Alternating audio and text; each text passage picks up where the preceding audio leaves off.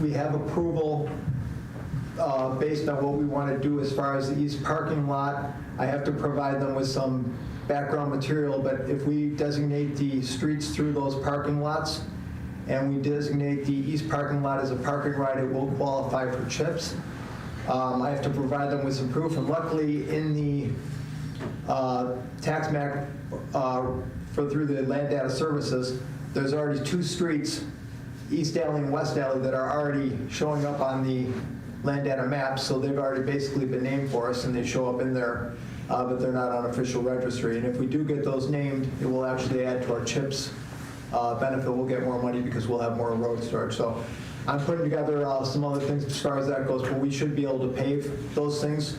What we have to do is just apply, and it gets approved on the state, and then we can do it. So it'll be done in the fall as opposed to us hoping, in the next month, but we can get it done in the fall. Do we need signage, or what do we need to do to get it designated as parking right?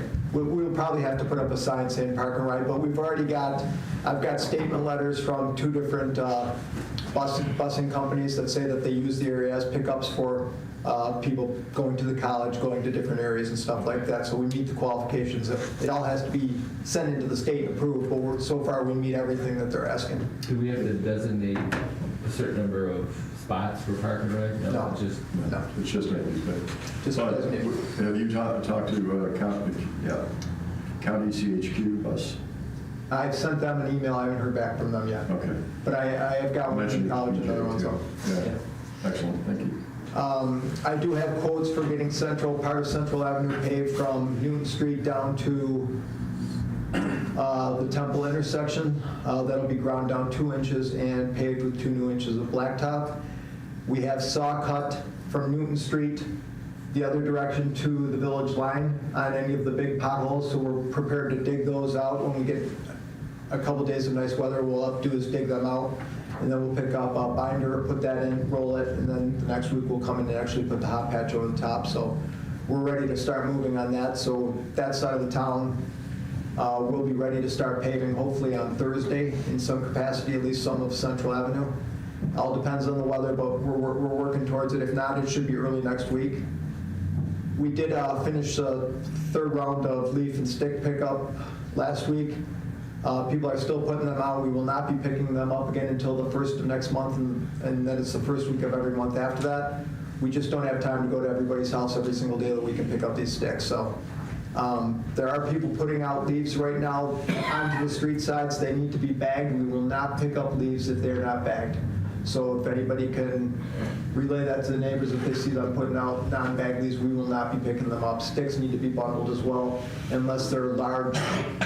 Like for example, Main Street has a tree that came down. The gentleman put a large number of branches out there. We can pick those up with the excavator and we'll put those into a dump truck. So. Another thing, Dave, speaking of that, I'm not ready to present it yet, but you and I discussed, we're seeing a lot of people that have raked their leaves into the ditches, the drainage ditches. And then the drainage ditch gets clogged up with leaves. Suddenly, we have people with water in their basement or water coming across the street. I think we should have a meeting with Dave and Chuck and look at some type of code for a fine for people who are violating that. The one not too far from my house is filled right up to the edge of the lawn.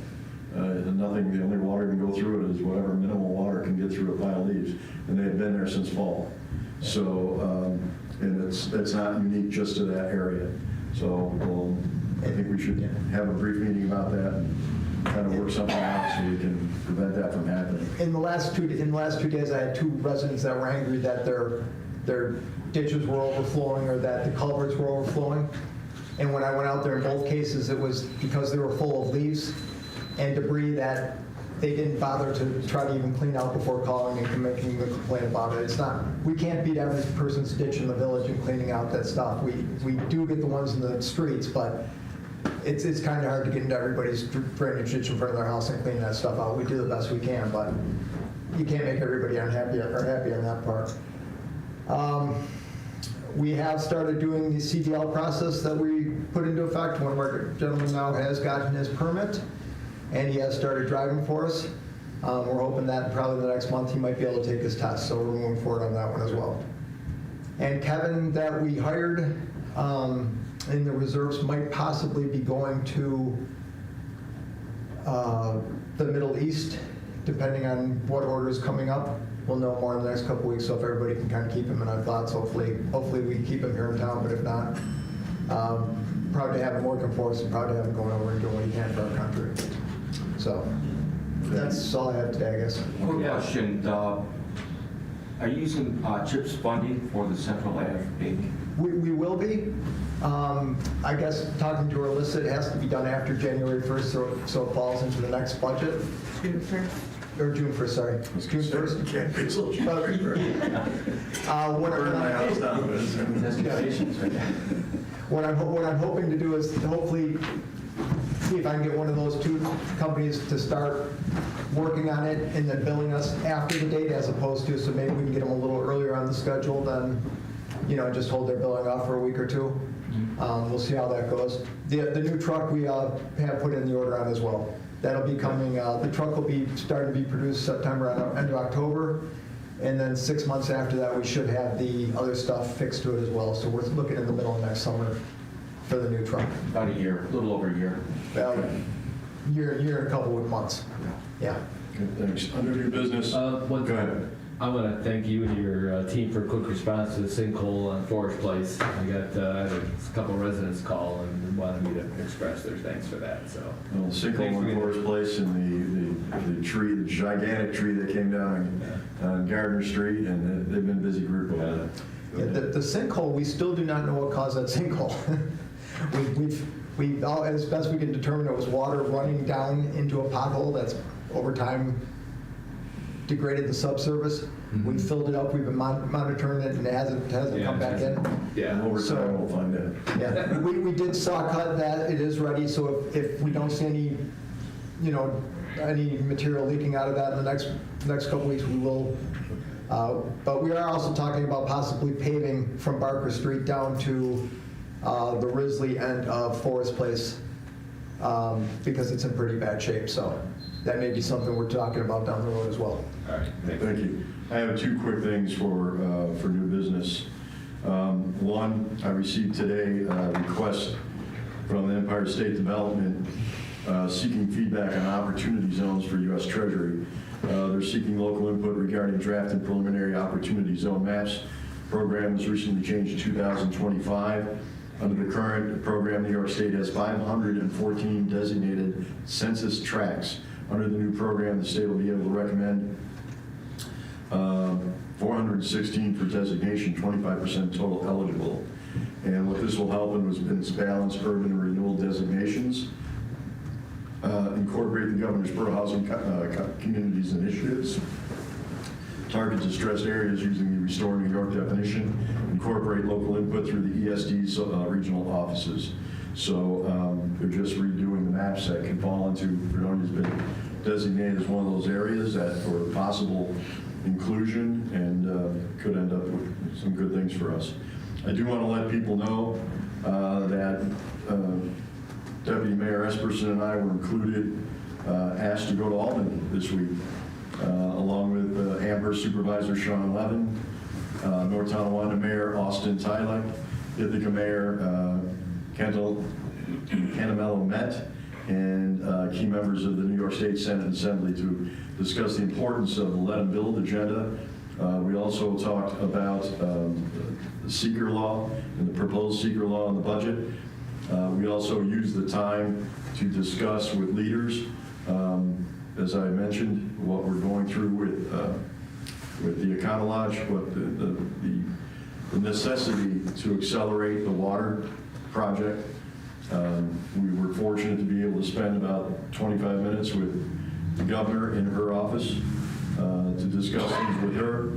And we also met with a number of other people throughout the day, including Jackie Bray and Jennifer Condon of the governor's office, as well as several other Senate staff and Assembly staff and members of those. I want to thank Frank Ulisi for the opportunity to do that, to represent our community.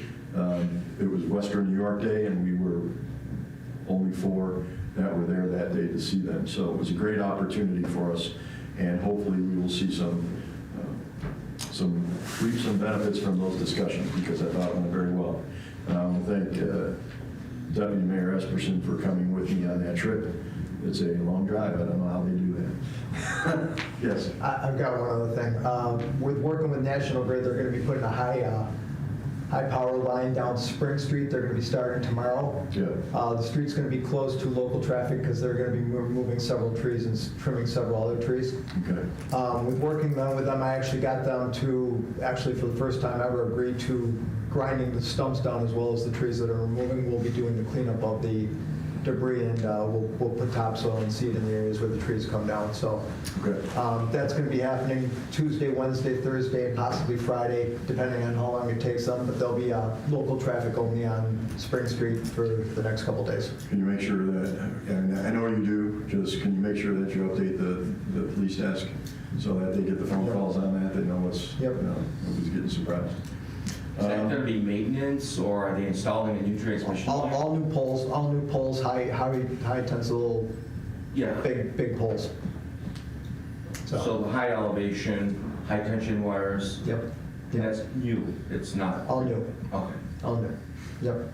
They have, I guess they have transmittal issues or power issues in that area, and that's what they're doing. They're putting Yeah, down. right, supplementing power distribution. Yep. Everything to keep in mind is traffic has changed on Route 20 a little bit. What I mean by that are some left turn signals that weren't there before, and just make yourself aware that the signals have changed. And there may be some different turns that you may be able to do that you weren't able to do just a couple of weeks ago, so just be aware of those things. Upcoming business events under new business, any questions about that? Under old business, go ahead. New business, the mayor and Trustee Wandell and I had a conversation with LaBelle today. They wanted to announce that they're going to start doing some field work on Water Street. So if anybody sees, and there's no digging, they're just doing some field work there up by Water Street. And Webster. In Webster. So they'll be in that area. So if you see somebody out there The yellow vest. doing whatever they're doing, they're not, that's what they're there for. Project's underway. We're excited about that. Under old business, your favorite topic, public portion. Any questions? I'd just like to bring up again the subject that I talked about last time, workshop, is the farmer's market obligations to the village in regards to whatever payments and insurance certificates. And I know this goes right to your office, Chuck, but what is your expectation when they meet here in the park? Well, these guys fill out an application and just submit their insurances, each of the vendors. To the president, and then they forward that to you? Yeah, because I believe that the farmer's market will pay the fee for the season. So all the vendors will just fall underneath that. Probably would have been a good idea to bring it up when they were here. Well, I was going to bring it up, but we can still talk more Sure, about that. I was kind of afraid to say something. So Oh, they're good people. Yeah. Yeah, I just want to be clear on that, what the expectations are. We have a motion to end this meeting, and we have to go into an executive session. I make a motion, we go into executive session to discuss a grievance we received from the water treatment plant. Second. I'll second it. Trustee Esperson? Aye. Trustee Krusky? Aye. Trustee Wandell? Aye. Thank you, ladies and gentlemen. We're going to go into executive session, so we'll be closing up shop. We have some department heads. Why don't we address that Okay, yeah. first? If you want to stay first, well, I think you guys have had long enough this today. Mr. Scott, thank you. Wish more people put in time for the community.